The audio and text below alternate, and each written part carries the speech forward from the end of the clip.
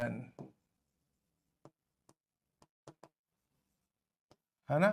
चलिए, तो रिवीजन की बात की जाए तो there are two types of revision. देखो तुम्हें अब स्टूडेंट हो तो स्टूडेंट की तरह समझो। There are two types of revision. First is daily, daily revision, ठीक है।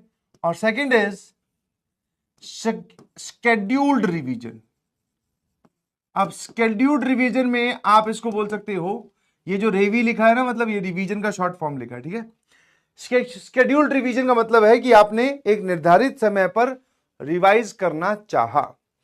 स्केड्यूल्ड रिवीजन जो है, this is basically governed bye tests, कि जब आपका टेस्ट आ रहा हो तब आपको शेड्यूल्ड बोल रहा हूं, शेड्यूल्ड रिवीजन करनी चाहिए।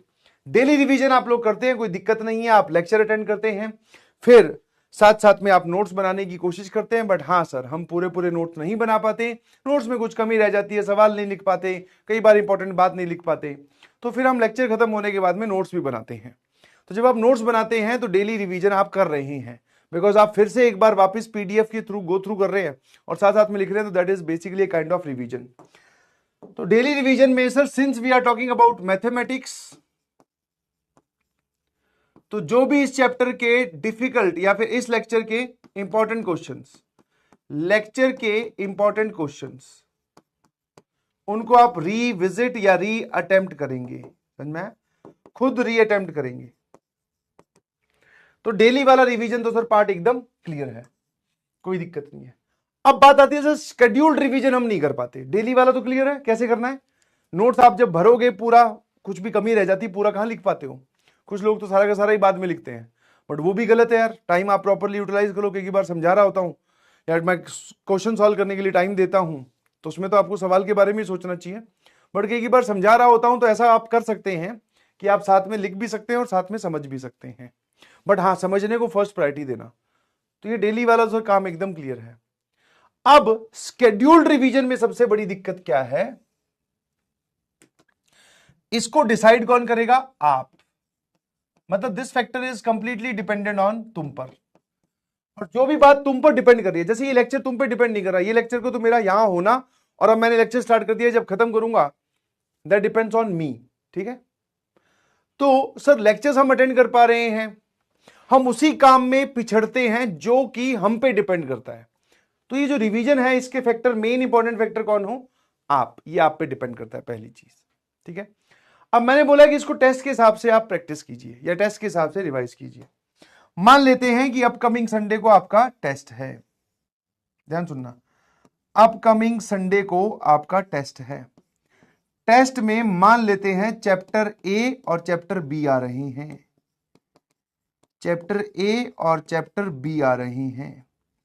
तो इस पूरे वीक में, रेदर देन कि आप एक दिन के लिए या 2 दिन में रिवीजन करने की कोशिश करो, इस पूरे वीक में आप रिवीजन करें, ठीक है। ये हो गया Monday, Tuesday, Wednesday, Thursday, Friday, Saturday, 3 और 3 6। मंडे वाले दिन आप 10 मिनट का रिवीजन करें, सिर्फ 10 मिनट टाइम स्लॉट निकाल लो। सर 10 मिनट में क्या रिवाइज होगा, मैंने कहा क्यों नहीं होगा भाई, 10 मिनट में कॉपी तो घुमा ही सकता है कि अच्छा इसमें ये है, अच्छा ये फॉर्मूला था, ये सवाल है, स्टार वगैरह लगे हुए क्वेश्चंस देख लिए। अगले दिन आप 20 मिनट का रिवीजन करें, ठीक है, हाँ है ना। अगले दिन आप आधे घंटे रिवाइज करें, है ना। उसके अगले दिन आप 30 मिनट्स, फिर 40 मिनट्स, फिर 50 मिनट्स पे जाइए, और लास्ट जिस दिन आपका संडे को टेस्ट है, तो सैटरडे वाले दिन आप 60 मिनट्स। हाँ, सैटरडे वाले दिन ऐसा नहीं है कि सर ये 60 मिनट कहां से निकालेंगे, सैटरडे वाले दिन आपकी क्लासेस तो ऑफ होंगी नहीं, तो मतलब सर हम बाकी काम को पीछे करके रिवीजन वाले काम को बहुत इंपॉर्टेंट से 60 मिनट देंगे, दिस इज सैटरडे को, क्योंकि अगले दिन हमारा टेस्ट है, ठीक है। क्या ये बात समझ में आई। अब बात आती है सर इसमें रिवीजन में करना क्या है, तो फिर तुम्हें क्या दिक्कत है भाई, जब तुम लोग बोल रहे हो। अब रिवीजन में होना क्या क्या चाहिए, राउंड 1 या स्टेप 1 आप बोल सकते हो, गो थ्रू नोट्स। नोट्स के थ्रू आप विजिट कर लो देखते हुए। सेकंड, अब go through questions, go through easy questions. जब आप नोट्स के थ्रू जाओगे तो फॉर्मूले भी आएंगे, इजी क्वेश्चंस भी आएंगे। जहां पर गुड क्वेश्चंस आए उनको रीअटेम्प्ट करो।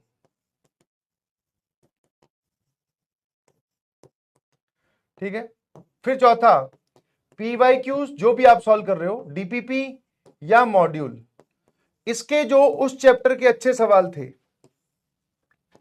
ठीक है, कौन से स्टार मार्क्ड क्वेश्चन, उनको रीअटेम्प्ट करिए प्लीज। बस क्लियर है? कोई दिक्कत किसी को? ये सबसे बढ़िया स्ट्रेटेजी, ध्यान रखना। ठीक है। और इसमें सबसे इंपॉर्टेंट बात है रिवीजन के लिए, ये एक बहुत इंपॉर्टेंट टास्क है, बहुत इंपॉर्टेंट टास्क है। इसके लिए टाइम जरूर निकालें।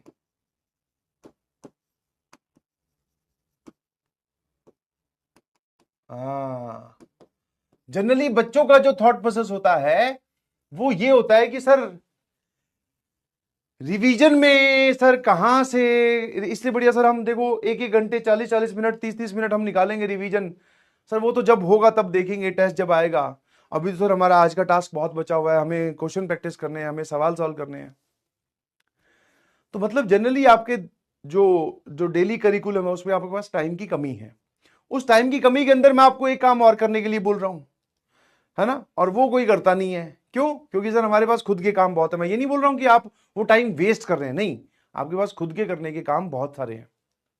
मतलब जो होमवर्क हो गया, मॉड्यूल हो गया, डीपीपी होगी, नोट्स कंप्लीशन हो गए, नोट्स रिवीजन हो गए, बहुत सारे काम है सर, 3-3 सब्जेक्ट चल रहे हैं। तो वो कोई करना नहीं चाहता है रिवीजन, समझ में आया?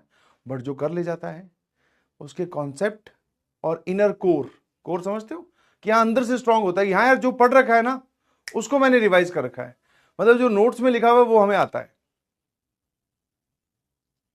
है ना? क्या मेरी बात समझ में आई? बोलो। ठीक है। तो इस बात से बाहर निकले प्लीज, इसके लिए टाइम निकालना स्टार्ट करिए। और अगर मान लो इससे पहले भी आपको ऐसा वीक है जिस दिन अपकमिंग संडे वाले दिन आपका टेस्ट नहीं है, तो रोज 20 मिनट 15 मिनट आधा घंटा निकालें पुराना जो आपने पढ़ लिया उसको रिवाइज करने के लिए। क्योंकि जितनी बार रिवाइज कर लोगे, क्योंकि आप सोचो ना, जैसे जैसे आप आगे बढ़ोगे, अभी छठे चैप्टर पे हैं, मान लो 15वां चैप्टर आ गया तो सर पीछे तो हमने 14 चैप्टर पढ़ रखे हैं, तो उन 14 चैप्टर तो सर हम भूलने लगेंगे। तो वो भूलने लगेंगे उससे पहले कि अमाउंट बढ़े, तो आप इन चैप्टर्स को बार बार रिवाइज कर करके स्ट्रॉन्ग कर दीजिए प्लीज, ताकि जब आप आज से 15वें चैप्टर पे खड़े हो, आप 20वें चैप्टर पे हो, तो आपको पहले चैप्टर की, दूसरे चैप्टर की, तीसरे चैप्टर की टेंशन बिल्कुल ना हो। लंबा सोचिए प्लीज, लॉन्ग टर्म प्लानिंग कीजिए, समझ में आया? ऐसा नहीं है कि आप, अच्छा एक बार आपकी हैबिट में अगर ये 15 मिनट 20 मिनट रोज निकालने वाली हैबिट आपकी बन गई, तो आप मानोगे नहीं कि आपका रिवीजन कभी भी ढीला नहीं पड़ेगा, रिवीजन कभी भी बैकलॉग में नहीं जाएगा। समझे कि नहीं समझे?